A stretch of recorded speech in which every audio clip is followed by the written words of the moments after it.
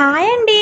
ఈ రథయాత్రకి ఈ 9 రోజుల్లో మీలో ఎంతమంది జగన్నాథ స్వామి టెంపుల్‌ని దర్శనం చేసుకుంటారో కామెంట్ సెక్షన్‌లో కామెంట్ చేయండి.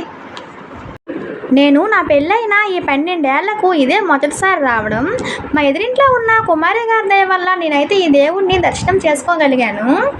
9 రోజులు 9 అవతారాలంట కదా! నాకది కూడా తెలీదు. మా అమ్మ వాళ్ళ ఊరు పక్కన పర్లాకింట్లో అయితే ఈ రథయాత్ర చాలా జరుగుతుంది. నేను అప్పుడు కూడా ఎప్పుడు వెళ్ళలేదు.